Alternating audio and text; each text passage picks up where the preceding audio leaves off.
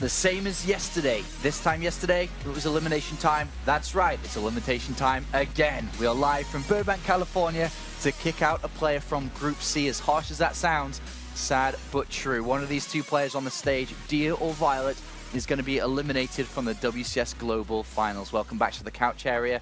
I am, of course, Sean Apollo Clark, or Sir Handsome sometimes. Over here to my left is Nate, Artosis, and Kev. I'm sorry, I couldn't help myself. I had to, I mean, I've had such a bad job this last few days. Sir Handsome, that means you're a knight. Did Roddy knight you or something? Yes. Being King Handsome himself? Oh. Kev. Good to have you on the couch again, Kev. Yeah, well, I mean, if nobody else wants to do it, I'm always here. So I feel like I'm more of a last resort. It's like, we need someone. It's like, Roddy, come over here. It's like, okay, guys, I'll talk about it. He's claimed it. A big game time, obviously, whenever we have a player that's either going to be eliminated or move through to the next stage of the tournament, clearly a big game time. Deer and viOLet didn't have the best of starts, obviously, to the tournament, which is why they're here. Now they go up against each other, Artosis. Deer is a player that we've seen do well this year. Obviously, every player's kind of done well this year because that's why they're at the finals. But Deer specifically has continued to improve, getting closer to his former form from a couple of years ago.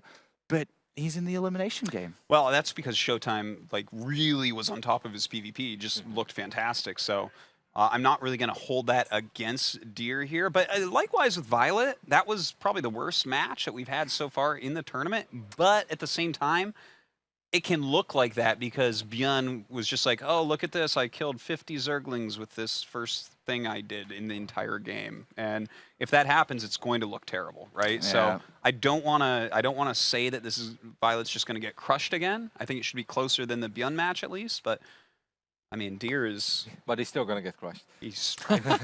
I mean, it's okay. I think PvZ or ZVP, if we're looking at it from viOLet's point of view, that should be a lot more playable, you know, because Protoss, there's only so many things Protoss can do early on. There's no such thing as the first 7 adepts just killing everything. They may get a lot of damage done. So the game should be dragged out. I think it's a little bit easier for Zerg to maybe figure out what's going on. And also we know viOLet as the wild card, as Jeff called him earlier today. I think you can catch Protoss off guard, especially if this Deer decides to play, I wouldn't say autopilot, but just like, I want to get my economy going. You know, I want to make sure I go strong into the mid game. Yeah. There's a good chance that viOLet, with some of his crazy tactics, whether it's Ling Bane, Ling Roach, Ling drop in the main, can get something going for himself. And I think it's very important. Like, whether he wins or loses the series, obviously viOLet really wants to win, but I think he's a massive underdog just because Deer lost the PvP. That doesn't change the fact that it's Deer.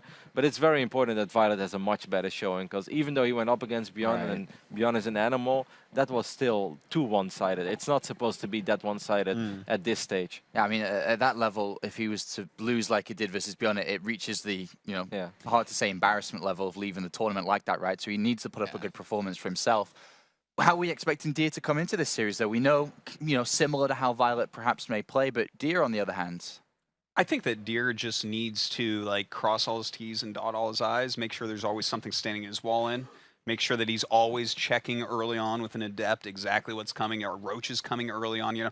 There's a huge set of all-ins that viOLet can pull out here, like Roddy was saying, you know, like, you can do Ravager rushes or Baneling all-ins, Ling drops, there's a lot of stuff like that, and if Deer can get beyond that, I mean, he's got a really fantastic late-game PvC, so I feel like he just needs to keep light pressure on and make sure he's not making any dumb mistakes early.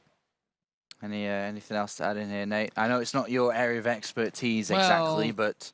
I do know how it feels to get wrecked at StarCraft sometimes, and I can say that this match, considering how this group has started for both players. Thank God, in control's not up here right now. But. Thank God he's not. If both players, for either of them, like Deer, he's been really good, but he's not been the most talked up guy here. All right, like this is a tournament where it's not just about him, you know, winning money and being good, but also getting the recognition that he deserves for how good he is. Going out here is a pretty disappointing run for him, just because we all know he could do a lot better than going out, you know, in his first 2 matches at BlizzCon opening week. And then similarly for viOLet, with how hard he got dumpstered by Bjorn, like if you go out 2-0 to Deer here, it's like, okay, maybe you came in as the underdog, but that's still not how you want to go out without even like grabbing a map. Yeah, so it definitely is embarrassing. To be fair, he'll go home with $10,000, and he made it to BlizzCon, unlike every other player besides the other 15, but... Yeah, no, I know what you mean. I still think it puts a weird pressure on this match because whichever one of these guys gets knocked out like this, and you consider that you look how good Deer is, he loses to the non-Korean, and viOLet just getting wrecked that hard. It's tough. There is a good chance, though, that viOLet has barely practiced against Terran. He probably looked at Beyond and be like, you know, I can either waste 20, 30, 40, 50 hours getting ready for this guy, and to put quote Nate over here, or put it in Nate's words, still get dumpstered because Beyond is just an animal. But the two other players in my group are Protoss. Most of the people in this tournament are Protoss. Wouldn't it just make so much more sense for viOLet to put much more of an emphasis on getting good in ZVP than it is getting good in ZVT? Because let's be honest, it doesn't really matter for most people how much they prepare against Terran. When the two best Terrans in the world are sitting in this building, you probably just want to, you know, like cross your fingers and hope you don't run into them when it truly matters. Let them be on the other side of the bracket. Yeah, exactly. Like, let them play let TVT. Zest deal with that. Okay, like, Yeah, exactly. So there is a good chance that viOLet should be a lot better in this matchup. And I think the one thing where viOLet is very dangerous, it's not necessarily the silly early all-ins, because I think that Deer is too good. But often as a Protoss, you think of the game as in waves, right? Like this is the early all-in, and then there is like the big tier 2 attacks. But viOLet often does like the in-between stuff, where an attack doesn't make too much sense. But actually, Protoss is getting ready for the next phase in the game, so suddenly those 5-6 Banes can catch you off guard. And it's not supposed to kill you, but if you lose 12, 14 workers as a Protoss, things get very gnarly very early on. So I think viOLet should be more dangerous in this matchup, and he should be a lot better prepared. Well said there, Kev. Artosis, yes. If I mean, thinking from Dia's side now, going into this game, I know you talked about kind of what he needs to do exactly, but are you worried at all against viOLet? I know that what Kev said is actually a very good point here.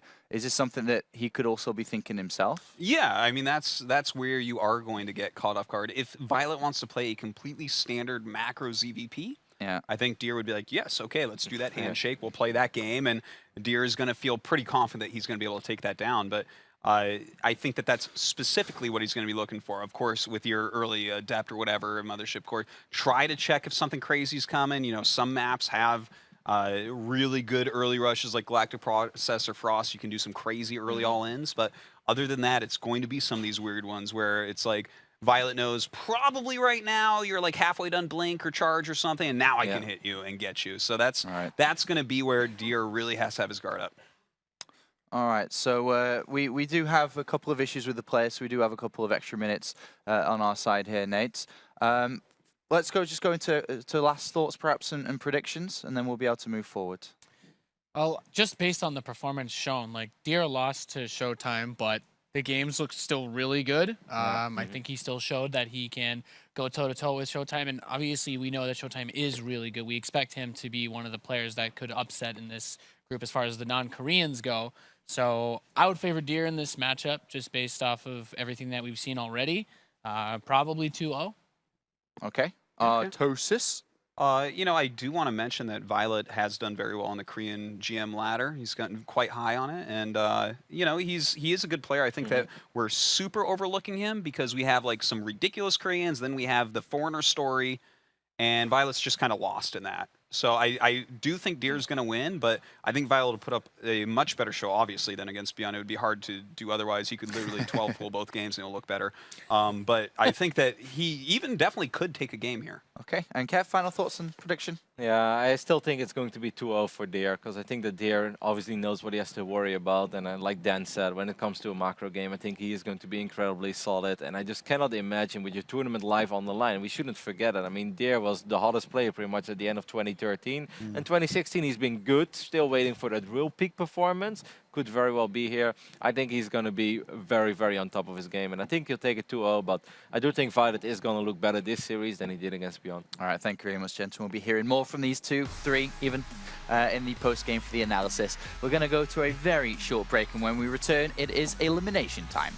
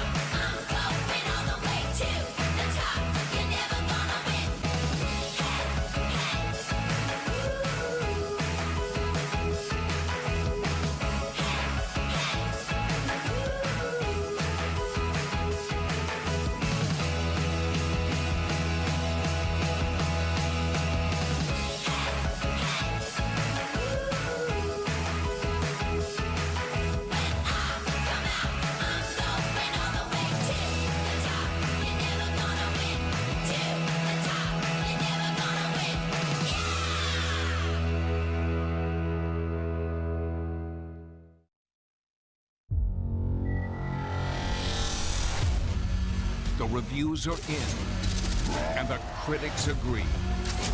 Overwatch is a perfect 10. Psst, what are you looking at?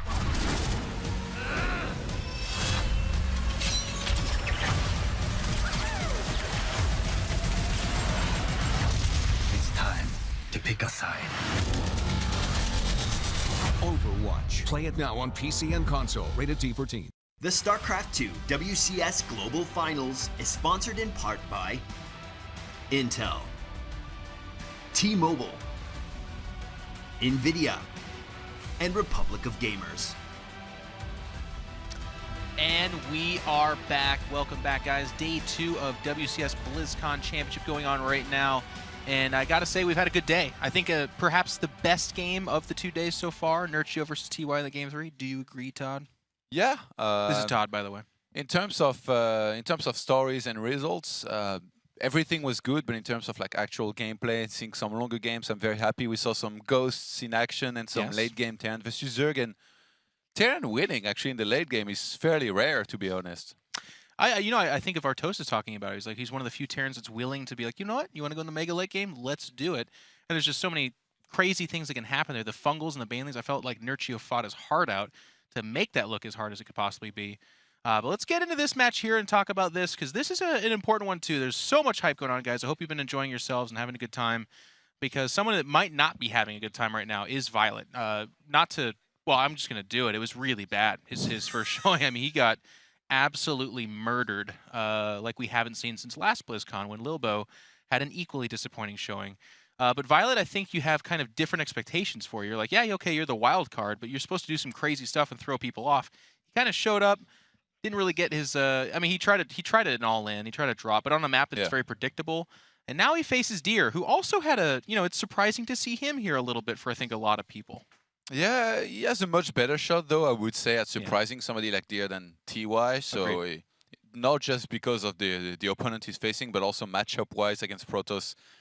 Definitely, I think, going to have a better chance to do something crazy that could surprise than, I mean, that's Zergling Queen attack that he did, where I think Beyond was almost always going to have enough. So we'll see here what style he chooses to play. Yeah. And I can't wait. Like, out of this guy, you can expect almost anything. Really made his mark on the scene by being one of his trademarks was always that he was very aggressive. Yes. Which for Zerg, like, you might be like, okay, what Zerg is not aggressive? Well, actually, there were quite a few in the past that just like kind of sat back, Broodlord Infestor at the time, and there was definitely that. Played a little bit slower. Like, for example, Swarmos guys like too. Swarmos period for sure. Yeah, I think that nowadays everybody's learned to be fairly aggressive, but there is still Zergs, like for example, Serral, right? That's like to go to the late game. They are very good on hive tech. So, as I say that, like even as of late, he's been playing pretty aggressive himself, but viOLet was one of those first guys that basically said, I'm never going to stop attacking if I can, and I'll have success this way, and it worked out pretty well for him. Yeah, I agree, Todd. So we are having a little bit more technical difficulties, but that just gives us more time to talk to you guys, which always gets me excited. The other thing I kind of want to note, too, is this matchup's a bit of a definitive matchup. We did not see the best Deer, per se. He ran up against a Showtime that I think for a lot of people tuning into BlizzCon are a little bit surprised by that, but I think a lot of the hardcore fans who have been watching Showtime throughout the year maybe a little bit less predictable, but it's nice to see that performance here at this stage. Yeah. That being said, Deer has his own fans, too, and Deer has the pride of Korea behind him, where they're like, hey, hang on here. Whoa.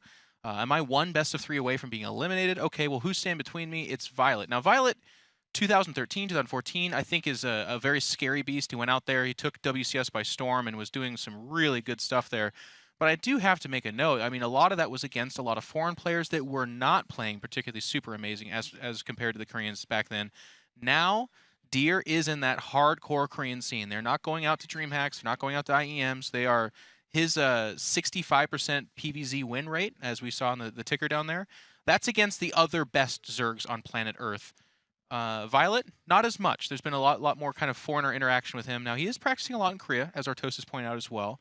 But man, I say definitive because viOLet does not want to get embarrassed, and Deer would be embarrassed. It doesn't even matter how the games go. If he went 0-2, that would be embarrassing to him. Absolutely, yeah.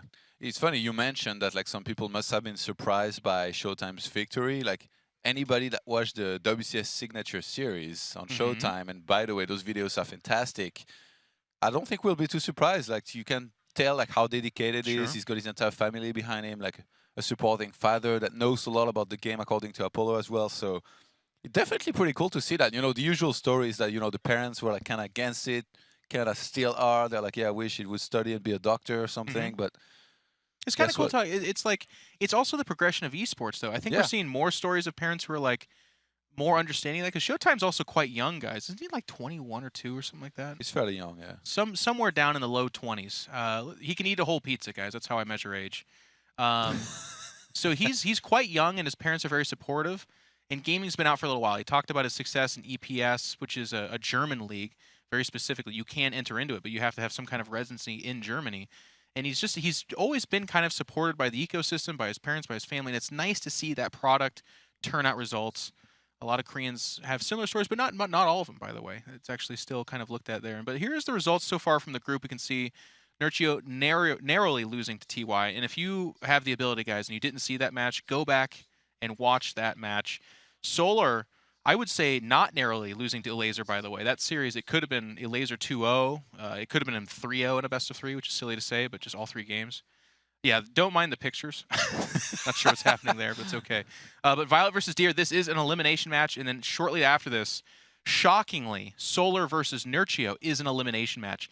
Either an SSL champion or Nurchio, probably top 2, if not top 3, is going to be out of this thing. And they're going to go 0-2. Home. That's amazing. I mean, they'll have $10,000 to pad themselves, so they'll feel okay. But Solar and Nurchio are legitimate threats to not, you know, maybe say win this tournament's a bit of a stretch, but top 5, top 6 up there. And that's, you know, $50,000 range. It's a little bit different. Elaser definitely upset the balance of StarCraft 2 competitive matches there with that last victory. That was pretty amazing to see. And now viOLet gets a chance at Deer here to try and advance on to the decider match. And they're trying to figure out what's going on with him, so he's just having a little bit of problems there. viOLet, in between his first series and this one, it's an important update, was able to crack open a monster and chug that delicious liquid down. Could make the difference. Of course, if he loses, we take no responsibility. But if he wins, we take all of it. Did you pick one guy to win it all before the tournament started? Not really. We didn't do the prediction thing. I think we were I trying mean, to like, take even it like off in my head. Off air. I mean, I think you have to like the favorites. Like literally, if you would have asked me before, it would have been like a Beyond or TY, and then a Dark, kind of the really boring predictions. After having watched these games, I'm not as confident at all about Dark in particular, which is weird to say because he won, but he just didn't win in such flat. Like the way Beyond won has me being like, yeah, okay, this guy's top 3. He's a monster. He's actually going to probably. There's a good chance he embarrasses Showtime. All the hype we're giving, we're like, Showtime's so amazing. And then they step into that match, and 9 minutes later, we're like, Showtime, you can do it in the decider match. You know, like, Beyond's of that caliber. So for right now, I would tell you Beyond. But that would be a cheater pick, because before the tournament, I don't know if I would have been that confident. Okay, and if you guys missed that Showtime versus Deer, we're going to take a little bit of a look at that as we sit here and wait for them to fix these issues. Don't go to sleep, Deer. You stay awake. He's trying to. Doing his best here. Yeah. There was some pretty amazing hits in here, Todd. Yeah, usually like when you're on the high ground, you're going to have some kind of advantage defending against this, and I think that's part of the reason of why Showtime took that middle base on Sejong, but somehow Dio was able to break that position, and then Showtime stayed patient, pulled back. Okay. The second coming of Hazo, that was some When they fast say highlights. B-roll, they mean 4 seconds of it. Todd, you better get it out, bud.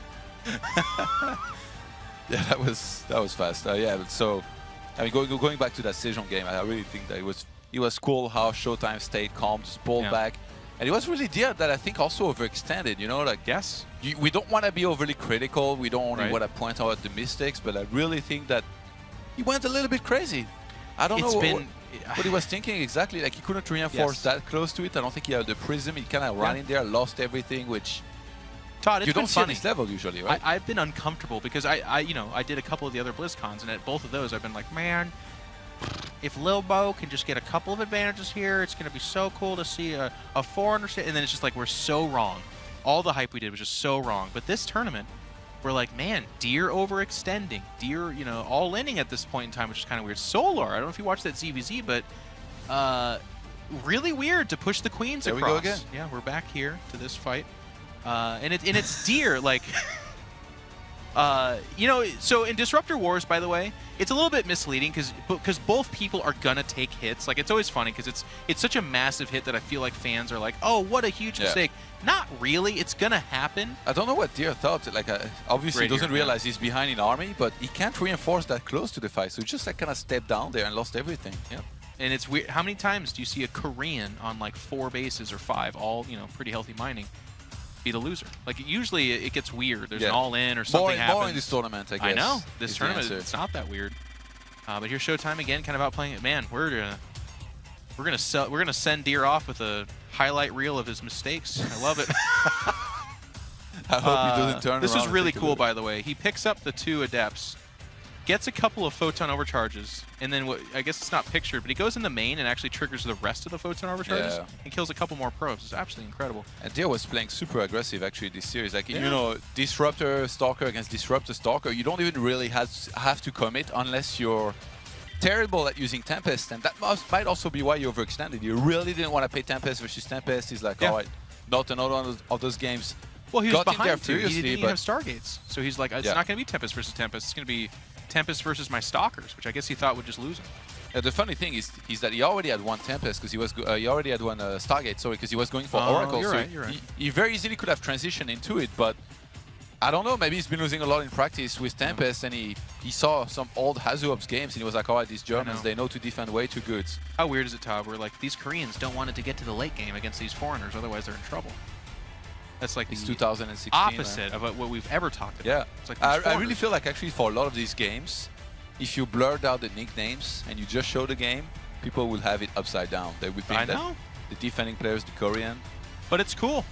You know, that's what we wanted. We wanted a more healthy scene outside of Korea where they could compete with the Koreans, because we've had StarCraft dominated by these legends for just years, and it looks like viOLet's just moments away from playing this match here. That's sarcasm. He's not close at all.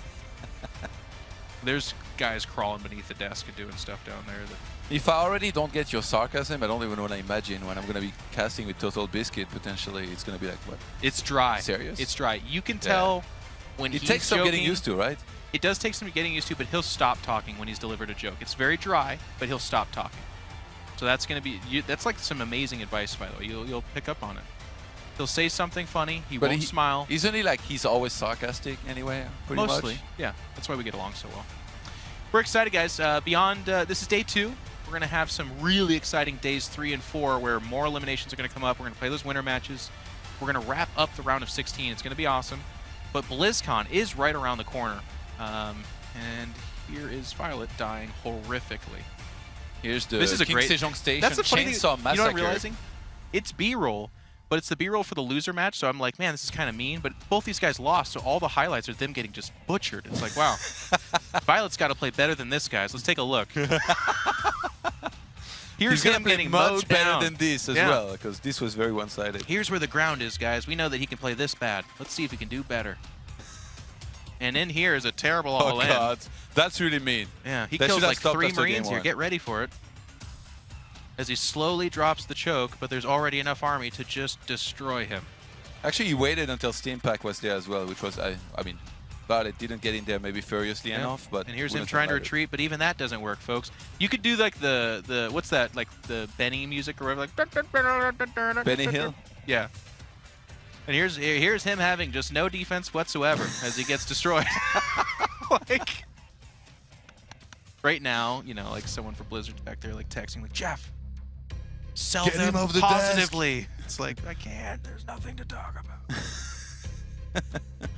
But, I mean, to be honest, to talk about what that was, you know, guys, that's what we're describing. That's the low point for both these players. And they're both proud players. Like, it's kind of funny talking about viOLet being perhaps the underdog of the top 16. He it banned is Frozen BlizzCon. Temple, by the way. What's that? He banned Frozen Temple here, did viOLet. Nice. Whereas Deer banned Apotheosis, obviously Galactic Process also. So New Gettysburg, Frost, and King Sejong Station gonna be our 3 maps between these two. Sure. Do you have a favorite? I mean, like everybody else, it's like Frost and Frozen Temple. Those are the 2 most kind of standard maps, I would say. But it's cool seeing King Siege on station here as well. It's one map you want to limit against Terran, but in a ZVP, not that big of a deal. It's not super scary one way or the other. By all means, viOLet is not like a super crazy cheeser, right? So It can be.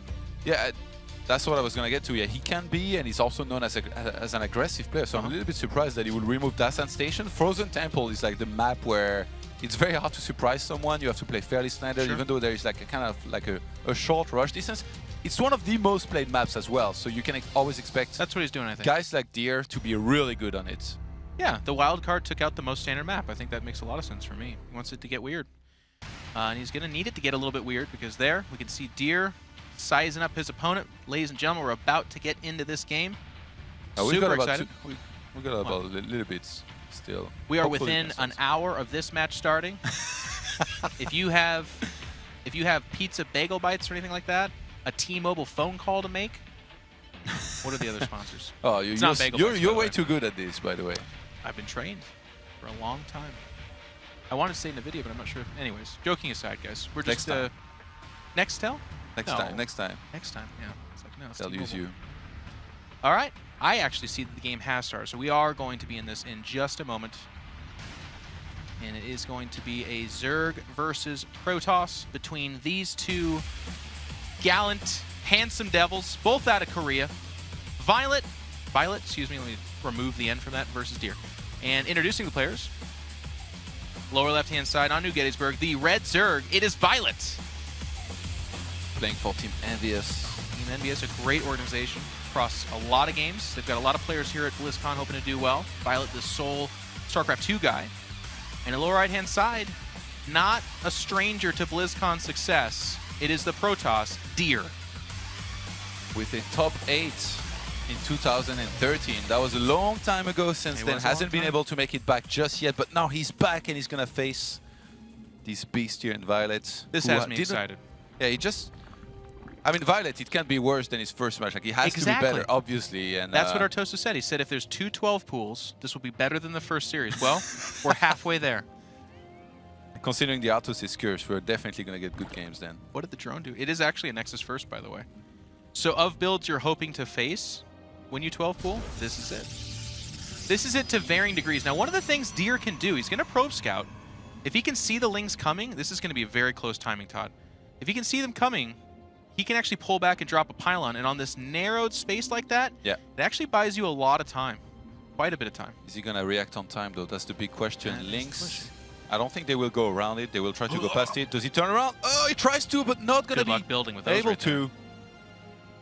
Like, no, tell the Protoss.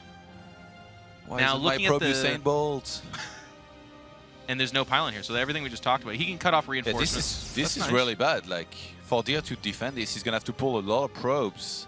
I guess he's going to have to Chrome Boost out 1 Zealot, but that pylon's going to be on the siege, so the probes basically need to defend the pylon.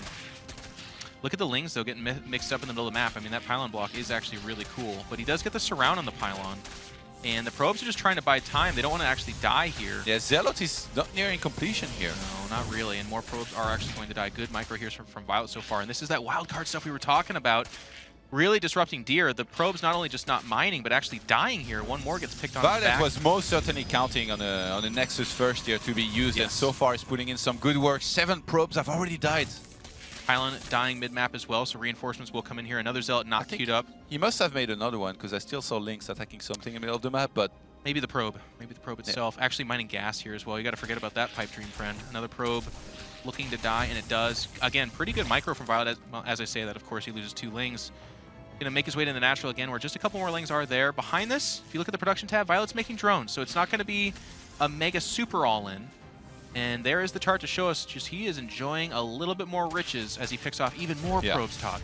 Gets some more 22 drones, 26 drones to 14 probes now, and viOLet is going to have his second expansion up in a second. Deer somehow managed to squeeze in Cybernetics core, so he's at least getting Mothership core to get the defense. He could get an Adept as well to really help with these Lings. But behind this, I'm pretty sure that viOLet realized the economic damage that is dealt there, and he's going to be drone, like, as much as he loves to attack, it's time to drone up, get super far ahead economically, and then make units to finish the game with. Yep. And this is the just dire straits. Like, the 2 Zealots are good.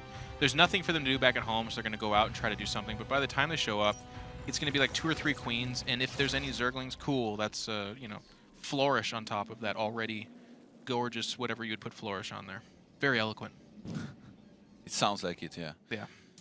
So Flourish is a big word. Wildgates is now on the way. We've got an Adept. No tech yet, but I mean, Deer it's going to feel like he's very broke for a long time because of the amount of probes that he lost, whereas viOLet, he can just safely drone up, just get a bunch of links and queens to defend against whatever could be thrown at him early on, and he's going to be fine.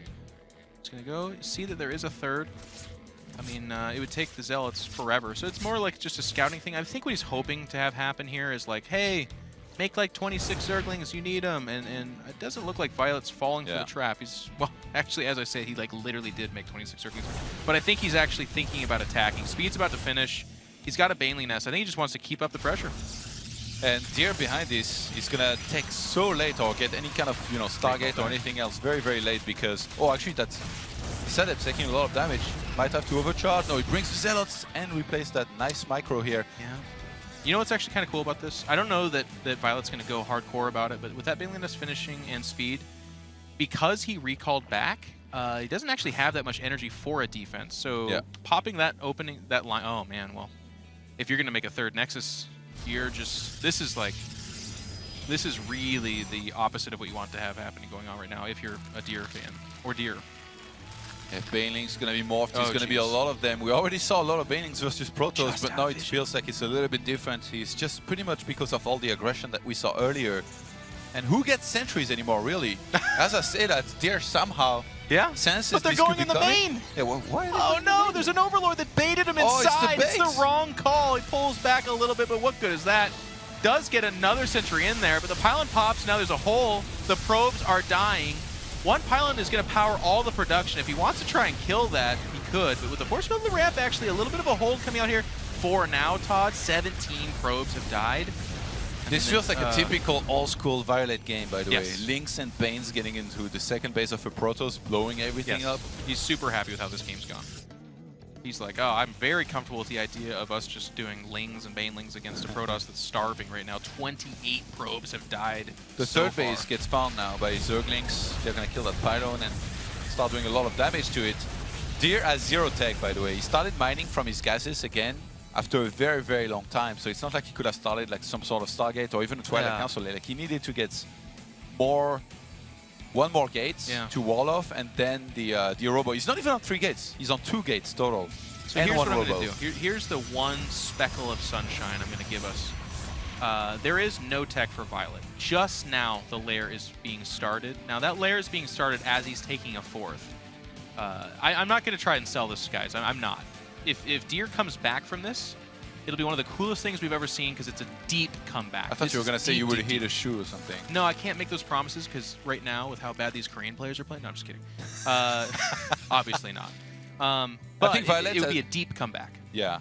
I really like the way viOLet is playing this, like from his advantage. You know, a lot of less experienced players might be throwing it, but he made Pneumatized Carapace, and since he already has an Evo, he's going to be able to morph a bunch of Overlords and start dropping Banelings and Zerglings all over the place, which is perfect against a Protoss who's only on, like, what is it, 2 Zealots and 3 sentries?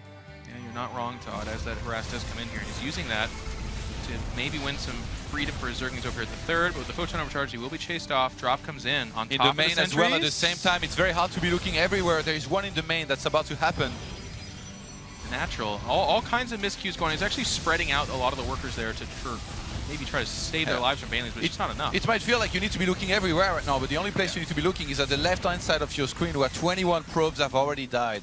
And doubled in supply. viOLet is just enjoying this advantage. Every choice he makes right now, it feels like the right one. It's, you know, he's like, I'm going to try a triple drop and kind of run some Lings around. And it's just brilliant because there's just not enough Protoss anywhere else.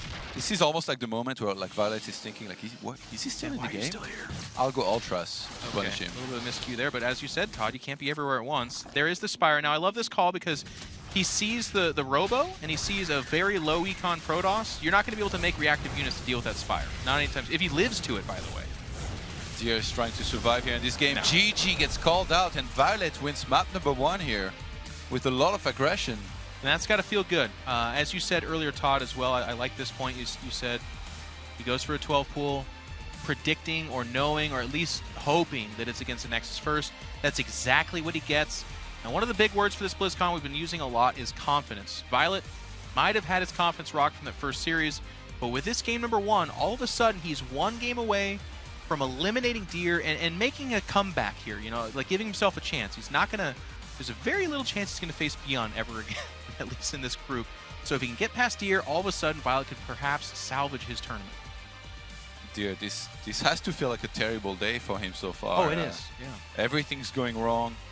And in that one game, it was no different. And the fact that this happened in game number 1 as well sets the pace for the rest of the series. I mean, we're going to be playing on Frost next.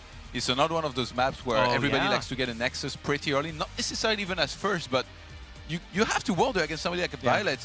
Can he open with link speed? Is he going to want to drop links in my main? So he's already put Deer on the defensive. You know what's funny about the Todd? I 100% agree with you, and typically I'm the guy that kind of makes that point, but every single time I do, one of the cool things about Koreans, but also maybe dangerous about them, is I'm guessing he just does Nexus first, by the way. 100%. He's just like, nope, I'm gonna win or die by Nexus first. Or they just play with a lot of fearlessness. They're like, yep, that should mess me up, but in this best of 3, this is my plan and I'm sticking to it. Maybe I'm wrong. Maybe this is the time he one gate expands or does something safer. But it's just such a poker game. That's what's so fun and beautiful about StarCraft, is that in a short best of 3 like this, you have to make reads off your opponent that you're not sure about. Yeah. And if I'm in Deer's position, I'm like, all right, listen, I'm going to do a 4-gate 1-base opening, get 19 sentries, and take my natural. One of the upside of StarCraft is that you can't lose all your money, though. You can only win pretty much. Yeah. But you'll win less if you lose, though. So, yeah. So, viOLet, nice game 1, but that is just game 1. You've got at least 1 more to go, maybe 2. You want to make it past Deer. Deer, on the other hand, talking about him, there is a little bit of a write-off you can do there. He goes Nexus first, gets 12 pooled. I mean, if he's able to stave that off and win from there, that's actually more incredible for him than anything else. All right, guys. Well, let's go ahead and introduce these players. viOLet versus Deer. Let's get on the map Frost. It is going to be split on the lower left-hand side. Cheesing out in a win, maybe, in that first one. It is viOLet. He did just what he needed to do, man. What's that? He did just what he needed to do. That's right. Do what it takes to win. His opponent in the top right-hand side, needing your support right now. It is Deer. With a pylon down the ramp here so far, it's going to be a gateway with it. We don't really see Forge anymore. So this is the safer version. Yeah. This is the safer version where you don't open with a very quick Nexus and then gateway elsewhere. You just get that gateway down there. You can wall off against pretty much anything that's going to be thrown your way. We'll see when he scouts. Actually, no, he's already scouting. Yeah, he's already scouting. And it literally is a 1-gate expand. And guess it's what? Just the opposite of whatever I say it's going to be. Guess what viOLet went for? The opposite of an early pull. He went for a hatch first, and he's going to play it safe, though. It'll be gas, so not 3 hatch. It was You all don't the have rage to, and hard though. to swarm. You don't have to go double hatch before pull. Like, it's still very economic, obviously, what he's doing here, I think. Question is he going to want to link drop and stay very aggressive against a Deer that's already, you know, being pushed very far and attacked into? Yeah, there's a few options. You're kind of laying them out there. Link drop has become pretty prevalent. But even just good old-fashioned speedlings on Frost, that is a fairly large wall-in that we're being seen here at the natural. And what's really key for Protoss is taking that fast third. So if he tries to take too fast of a third, and there's a bunch of lings out there, that can be a problem too. I wonder if viOLet likes cross-map, by the way, because like most Zergs, they'd be happy kind of with cross-map. You know, they can't get attacked into very fast. But viOLet likes to play so aggressive and not necessarily as much late game as others that he's actually going to be the one that wants to be aggressive and takes a long time to go across the map. So no, Todd, I think that's a great point. You know, getting inside the head of viOLet, I would have to say he wants it close so that it can be that aggressive game. It still can, of course, but when there's this much space between the two of you, it's a lot easier for Protoss. He can adjust, I'm sure. Like maybe get something like mid-game mutas to fly around between the bases and stuff. Still mining that gas while having speed on the way. That oftentimes tells me, I can't imagine it's Banelings, but something like you were saying, Todd. Maybe a drop. We didn't need an Evo chamber for that. Yeah. Maybe to just get pneumatized carapace, fly in there, make sure he knows what he's up against. I mean, he's facing a Deer who lost game number 1, who's going for a very quick Twilight, so it could be most likely resonating glaive, sometimes a Dark Shrine, and there it is. You called it. God, you're so smart, Todd. Sometimes. You know your stuff.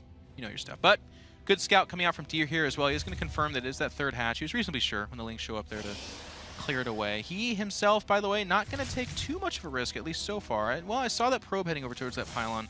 Additional gateways, maybe it's going to be, I mean, we've been seeing this a lot, especially at BlizzCon. It's kind of been the theme. But going for 4 Dark Templar with a Warp Prism and using that to really buy time to either take a faster third or to power up for an all-in. But there is no Dark Shrine. There is no Robo, so perhaps not going that route. Maybe just going for the good old-fashioned strong Adept play to secure that third. If you get a good bunch of these guys, you send them across the map and you start sniping drones, that's when the roles are reversed from last game. You're the one ahead economically, you can just keep on expanding while using some more units to weaken your opponent's economy, and then you're in a great position.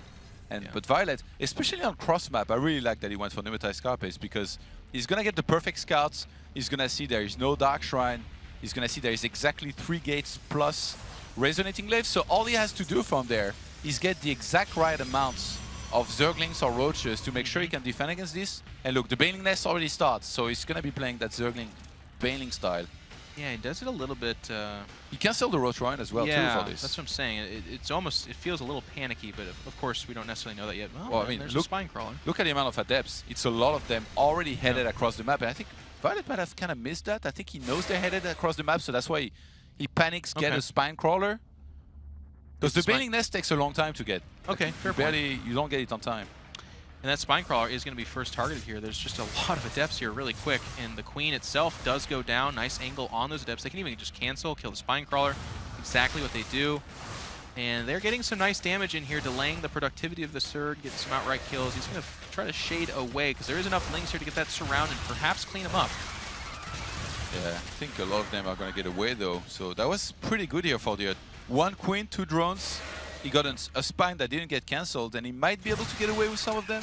I love that he tucked himself in this corner, just reducing the surface area available to those Lings. That's the way they would kill him. 3 Adepts are going to try to shade away, and it looks like they should be able to get away. But this, you can see on the minimap, the real strength of that opening is securing a third for the Protoss. If the third can go up in reasonable time, and the Zerg doesn't slow it down and just has their own third up and going, that's really advantageous for the Protoss.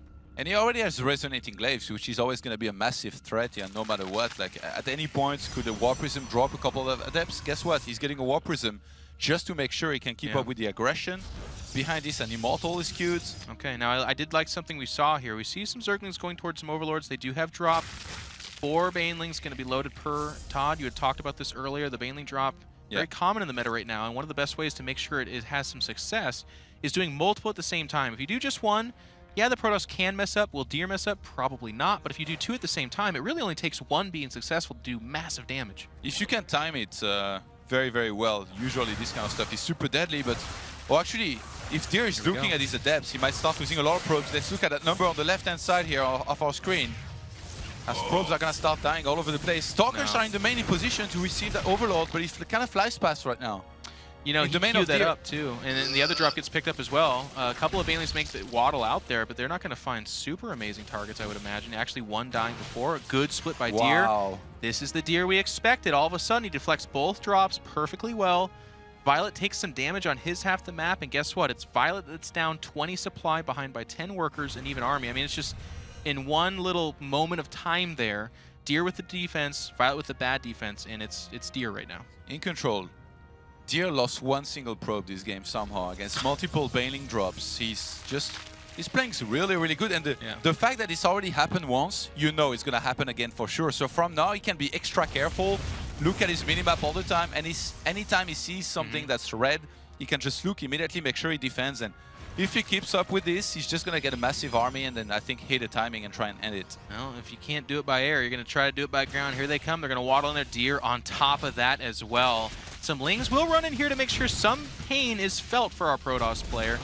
Gonna chase this back a little bit, but Deer just comes back home as long as there's a good force field, and there is. So again, a couple more probes will die. And viOLet is able to assert himself over the top here, but this is where it gets a little bit weird for viOLet. You can see he's just now getting Roach speed, Baneling speed, a drop inside the main sure.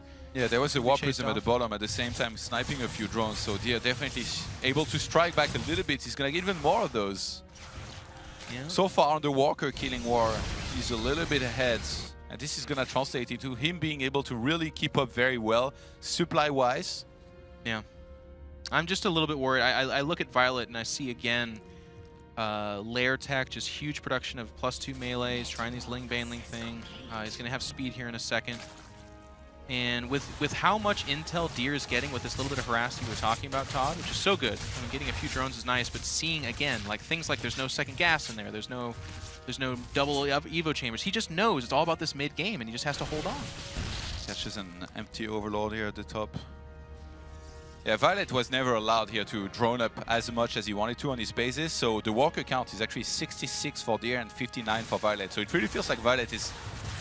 I kind of want to say use the word all-in, not sure if it's right. He's just basically... You can do it, Todd. He has to make units and fights. Yeah. He gets 9 drones, as I say that, to try and saturate that base very, very late. So Deer, now that he's going to a Templar Archives, he's just going to add a bunch of Archons, and I think if he hits the timing soon, it's going to be almost an unstoppable one.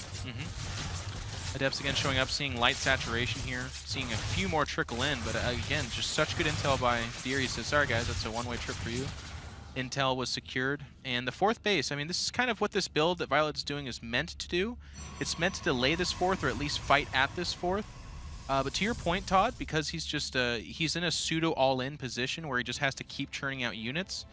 I don't even know that he is able to threaten that 4th. Like by the time he shows up to it, it's going to be saturated. It's going to be pumping more army into Deer, and it's going to be possibly too late. By the way, for someone who's going to want to go into a lot of banelings, viOLet's gas income is very low. Because he's kept on losing drones the entire game, he just finally took a second gas in his main.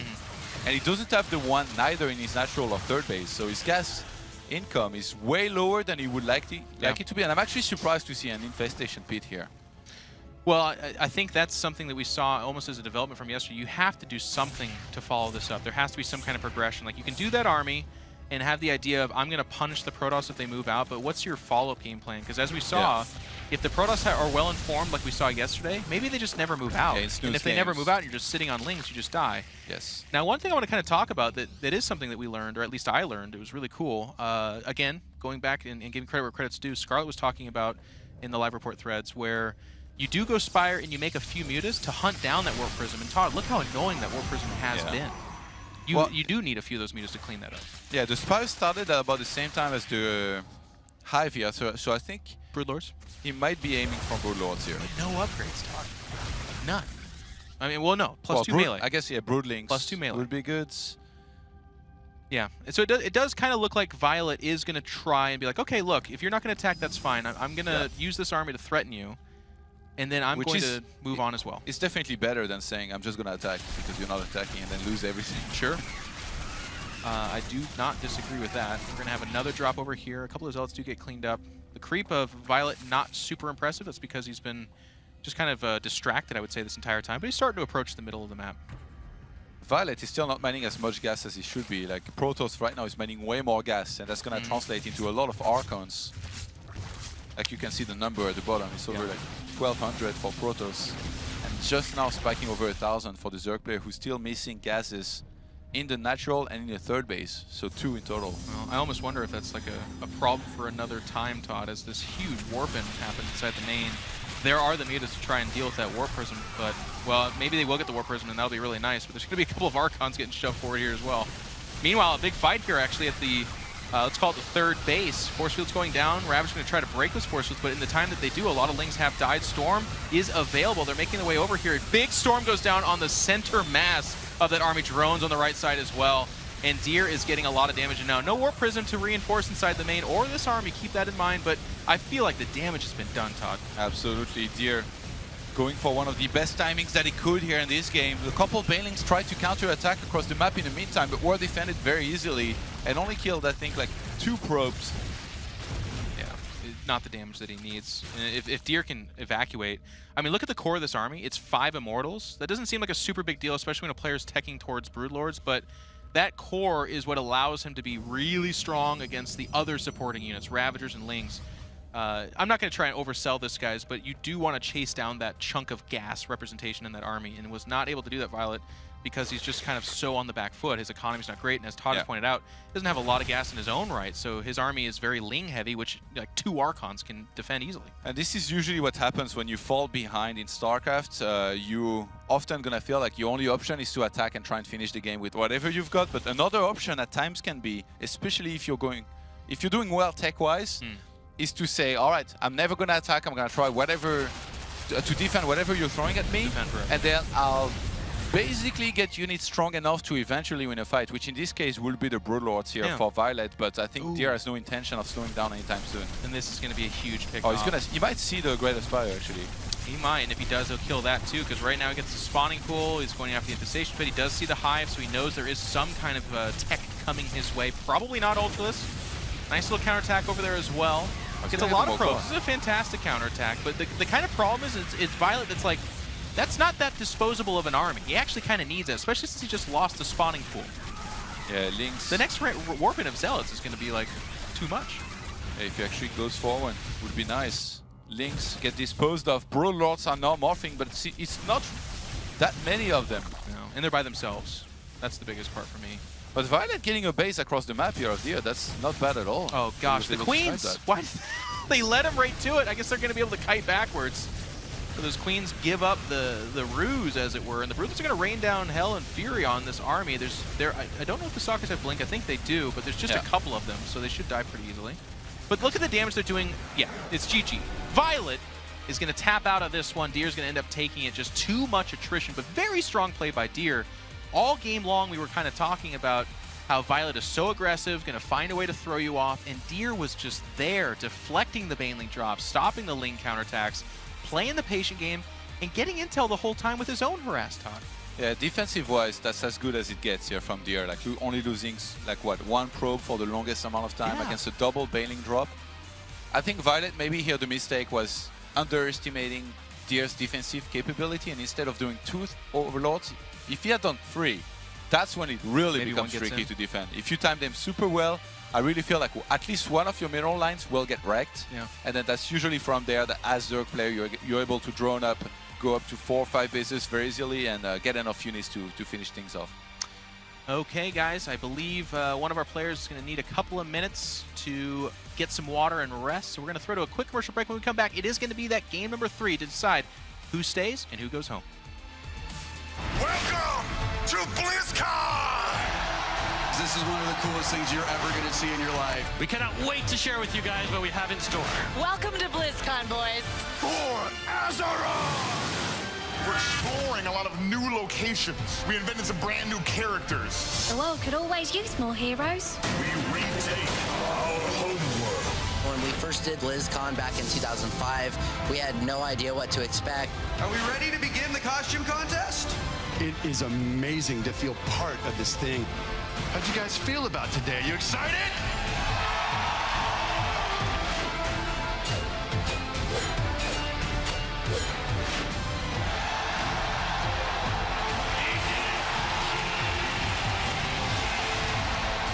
It's so much more than a game in a box. We have so much to show you here today. It's just all fun and games. Have fun this weekend. Take care of each other. Have a great BlizzCon!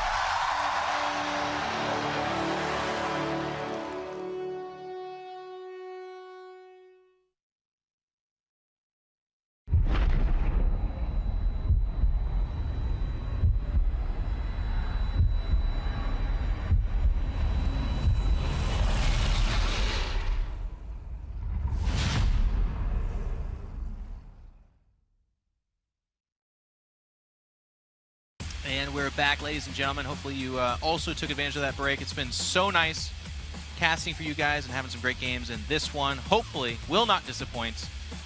These two guys are in the game, fighting for their lives on King Sejong Station. Top left-hand side, the Red Zerg. From Team Envious, it's viOLet. And his opponent, surging back, showing some fantastic defensive play in game number 2. It is the blue Protoss, Deer. And you don't change the winning strategy. He's going to go again for the gateway down the ramp. A very quick scout as well. Doesn't want to get surprised by some Zerglings once more. That would be a terrible way to go out. Lose twice to the same Zergling rush. Like, please, no.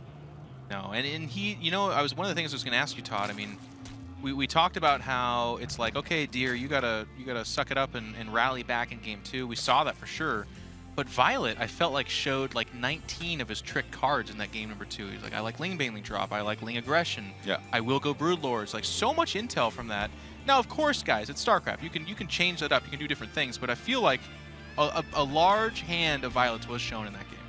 Definitely, it's He can play a lot of different styles, but on King Sejong Station, it's kind of hard to do too many different things. Usually it's either the Ling Bane style, or you're gonna play with Roach, Hydra, and Lurker, which we don't really see too much anymore. Like Nerdshow is one of the guys that's really mastered that style, but as far as other Zergs go, it's really a lot about those Banelings here right now. So Deer already showed some good things in the previous game. As long as he doesn't die early on, he might be fine.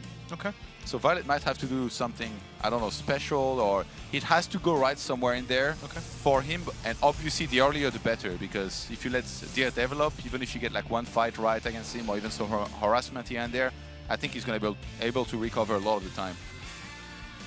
Let's see how that shapes up. viOLet going to open up for a very similar opening that we saw in Frost. Still mining gas. Still mining that gas. I like your call. Ooh, well, it's going to be different, Todd. I was just about to talk about speed overlords, but there's a Roach Horn going quite quickly. Now, if you are a fan of viOLet's and you've seen him win some pretty important games, I think one of the images that sticks out in my mind is like 1 or 2 base Roaches showing up against a Stargate Protoss. Yeah, and it is Stargate here indeed. I liked a lot the build of Dark against Drogo, where he went for Roach drop with Burrow. Yeah. I thought that was really good. I like everything Dark does, though, to be fair. He could use anything, literally. Like he almost could. Now, Todd, you being a former very successful Protoss in the European scene, this is a build we've seen before. You've got a Stargate. Obviously, a lot of it comes down to seeing when these Roaches come out, but what do you want to see from Deer here? How does he hold this?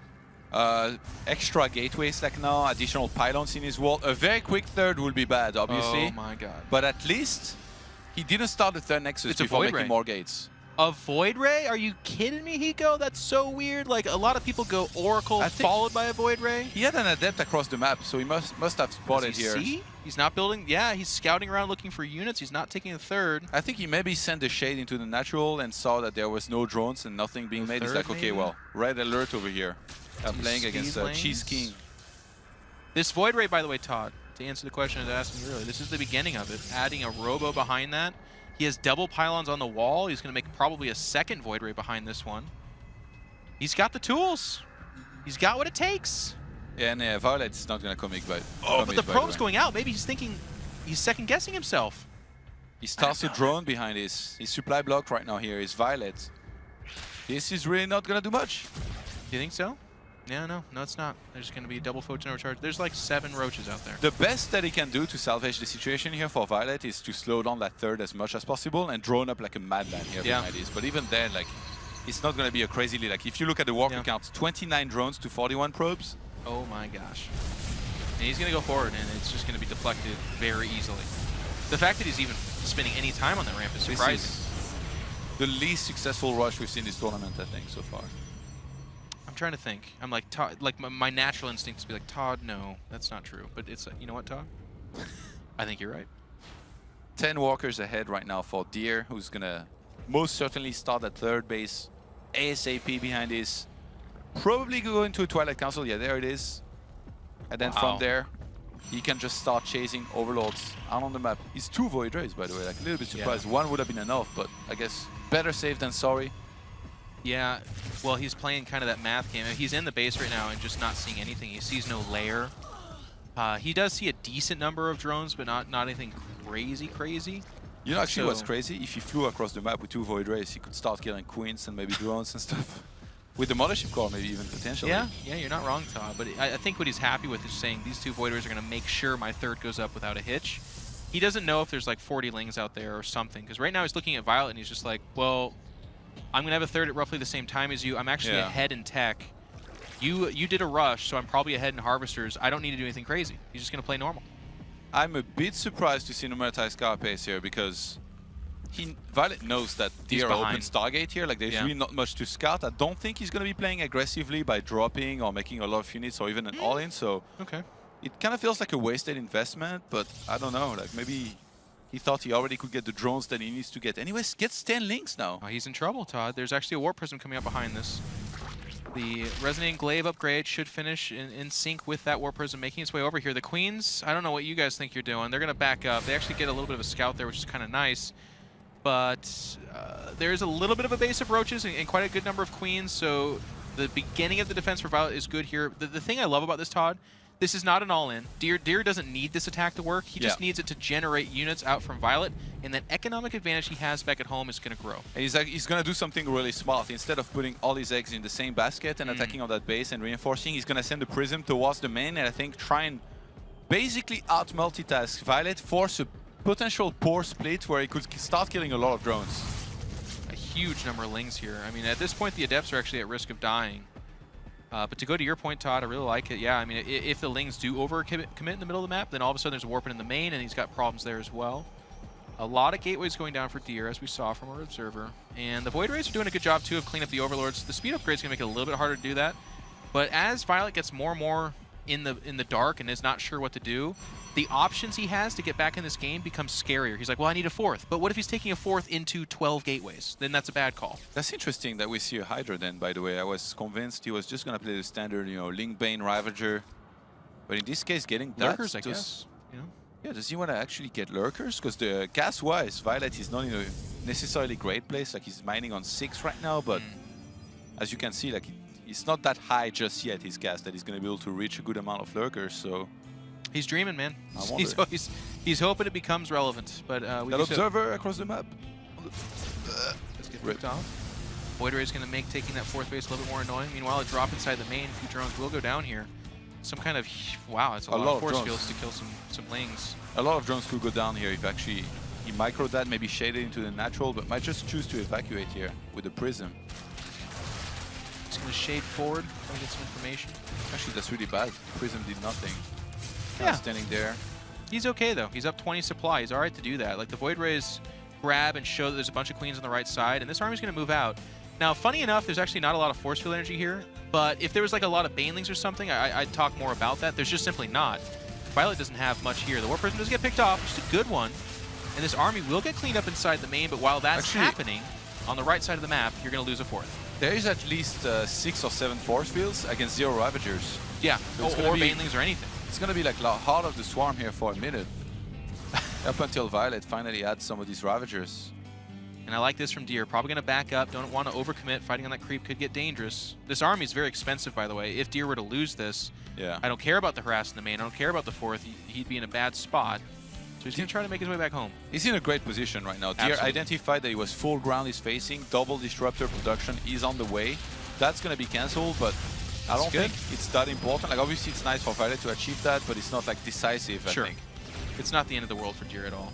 Getting some Immortals nice, but, you know, viOLet's doing these little things that are quite nice. He does cancel the fourth. No, actually, I think he lost the fourth. Saves it. Not bad. Oh, morphing some Banelings in a corner here, but that was... Yeah, but it's spotted. It's Deer's eagle eye, man. He's never going to miss that. The Eye of Sauron, man. He sees everything. Nowhere to go for the Lings. He doesn't even wear glasses anymore. He literally sees all. Yeah, no need to. All right, so it is going to be that Lurker Den, by the way, but there's going to be a scary period of time here where, as Todd pointed out, I don't think there's Ravagers. So dealing with force field is going to be a bit of a problem. We do see Baneling speed, but only just now being queued up. A lot of Hydras, that's okay. But against this Protoss army, tough. Unless Deer can overextend. That's kind of the key moment here. I just don't think he will. He's been playing so patient. Yeah, I think he's definitely going to kind of sit up there, force field if he needs to. We see a lot of Banelings kind of in panic being morphed now. Disruptors, by the way. Which is going to be even less gas for the Lurkers. And even if Lurkers are rich, there are so many Disruptors that for viOLet to get a very good engagement against this many force fields plus Disruptors, it's going to be very hard. So I think he's getting desperate. He's realizing everything I just mentioned. Yeah. And for a second, I think he was going to counterattack. But now he sees that this army is kind of trapped out on the map and there is no recall available. So he's going to try to go for a flank and get rid of all of these. That could really bring him back in the game. He'd have to get a huge win here, though, and backing up and launching forward those disruptor shots. Throwing a good shot there, but with that flank, he's starting to kind of get inside the Protoss here. Disruptors getting exposed. Only one shot so far, by the way, being very patient with these shots. And look at that, Todd. All of a sudden, the Protoss army is getting cleaned up. A lot of Hydras did die, though. Yeah.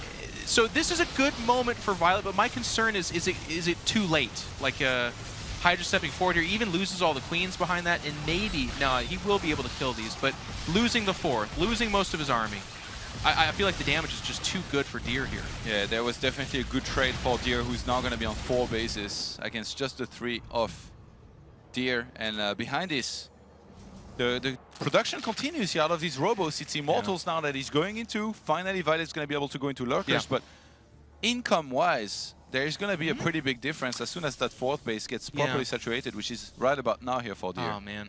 And that's already the remake. For our Protoss player, Deer, he's just put himself in a really good spot. He does lose his whole army, which for a Protoss is typically almost the end of the world, even if you kill a base. But because he also killed the entire army of viOLet, and because viOLet has already just been kind of forcing units out there at a time when maybe his economy is what he would rather focus on, it is just so bad. But now, Lurkers are sitting there. There is an Observer, though, and they're kind of clumped up. But Disruptor Shot goes forward. It's going to hit all three and reduce them to ash. They're going to pull up and try to relocate, but these Stalkers can almost hunt them down. And you know what? I love it. Deer's just like, nope, not going to take any risks. We're going to slowly push this out here. Yeah, and behind this, he's getting Blink he doesn't have +3. Blink, okay. He's getting a Dark Shrine, so this and is he's going just, after the fourth base again. This is just looking incredible. Yeah.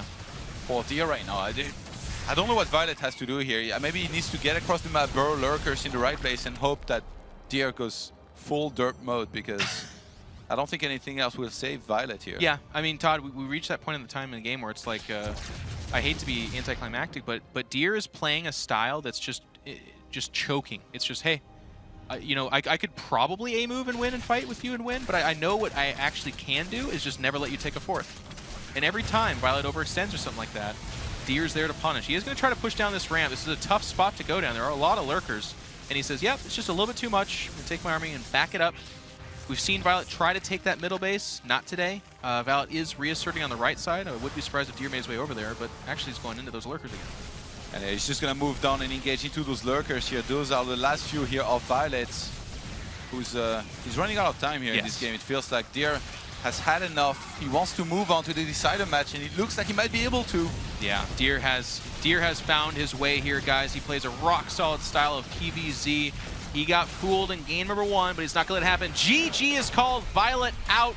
Not a bad showing, giving a good fight to Deer, but Deer able to play that rock-solid style of PvZ and just not allow for mistakes. I thought it was a very strong performance from him. Yeah, just made sure he didn't get cheesed here, and played a very solid style, to be honest. Scouted well enough as well. Like, your build can be as solid as you want to. If you miss a rush like this coming your way, you're gonna lose right out. But now, no, he was on the map with the one adept, saw the roaches being made and coming his way, got double Void Ray, said, you're not gonna kill anything, and then from there, just a solid victory all around. I agree, Todd.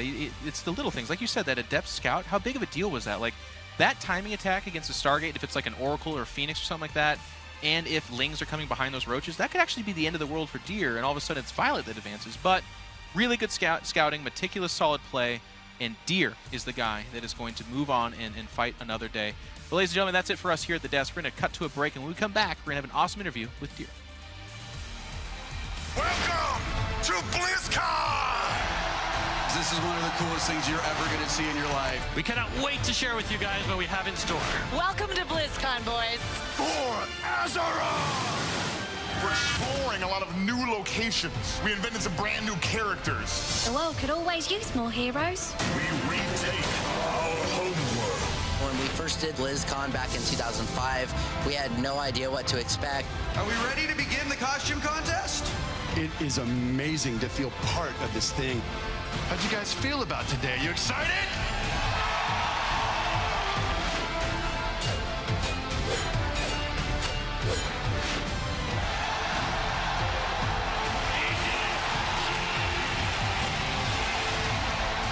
It's so much more than a game in a box. We have so much to show you here today. It's just all fun and games. Have fun this weekend. Take care of each other. Have a great BlizzCon!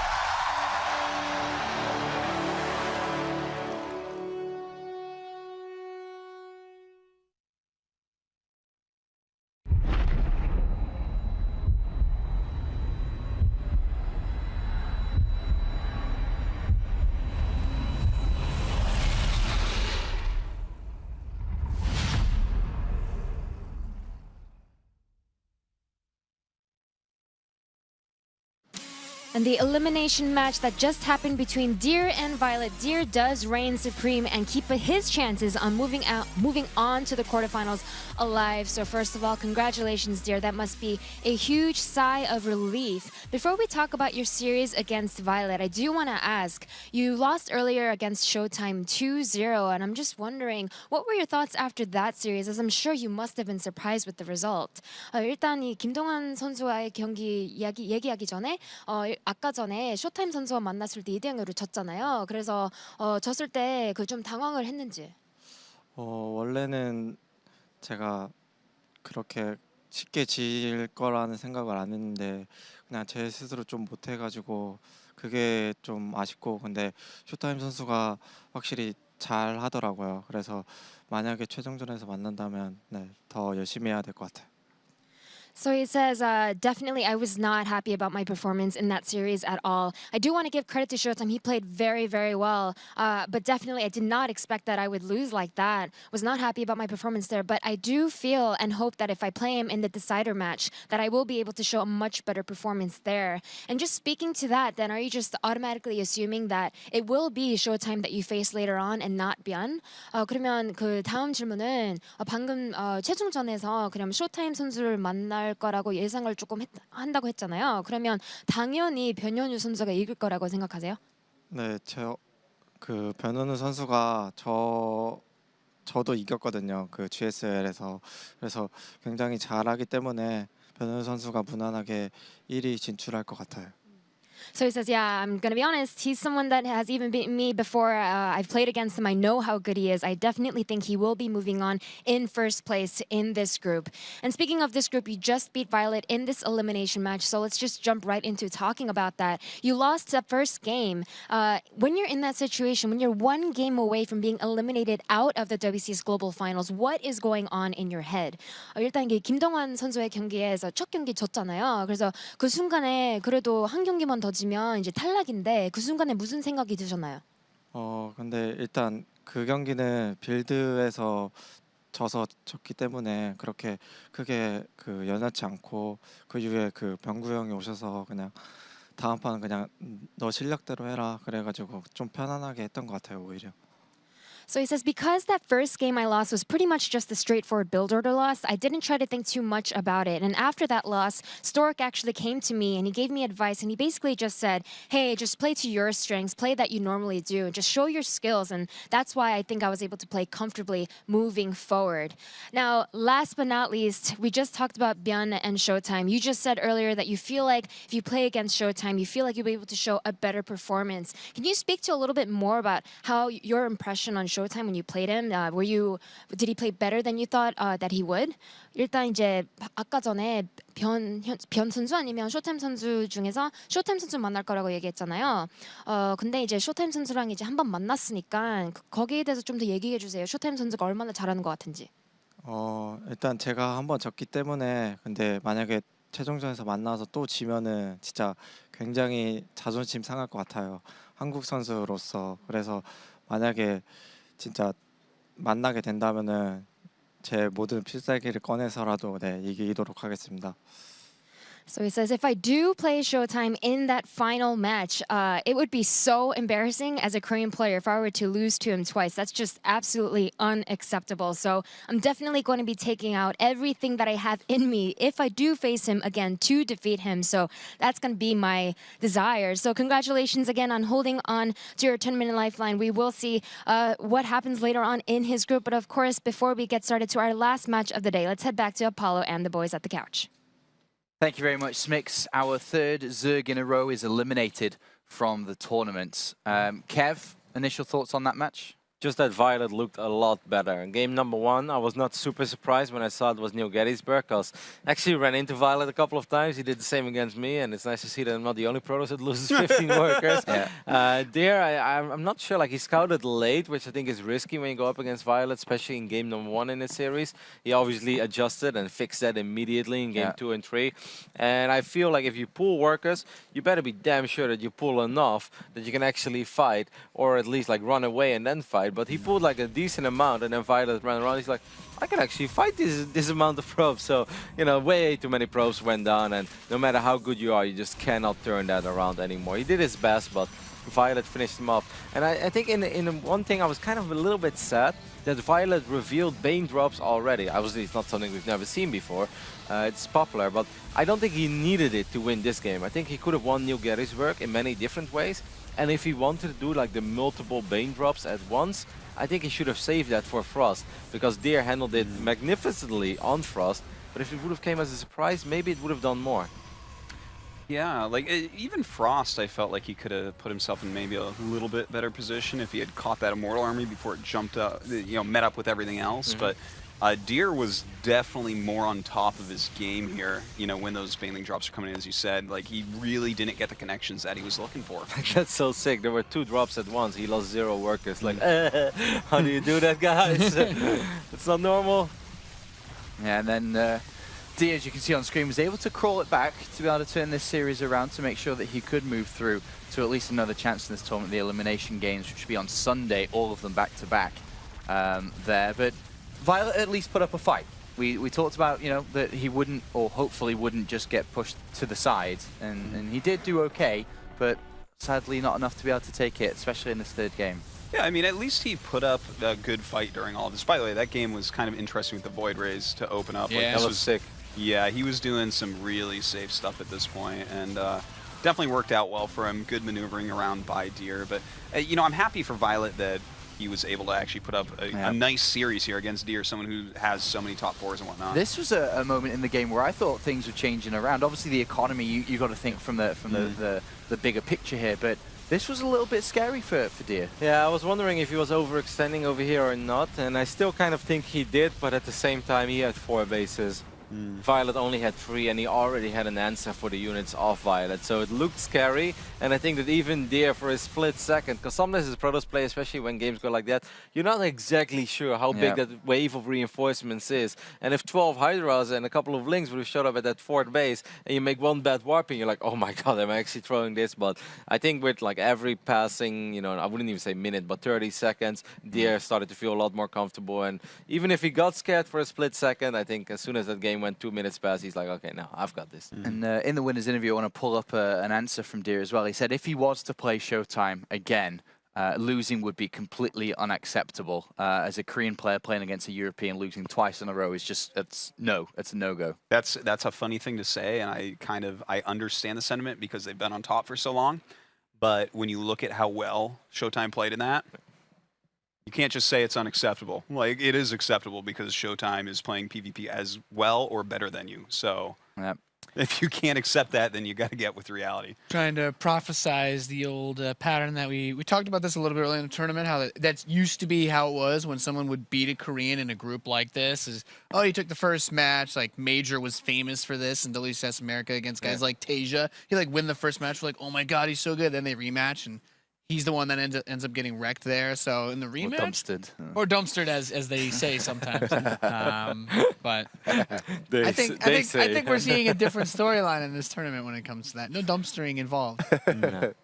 But good for Deer, obviously moves forward into the elimination game. We do have one more match that's just around the corner for you.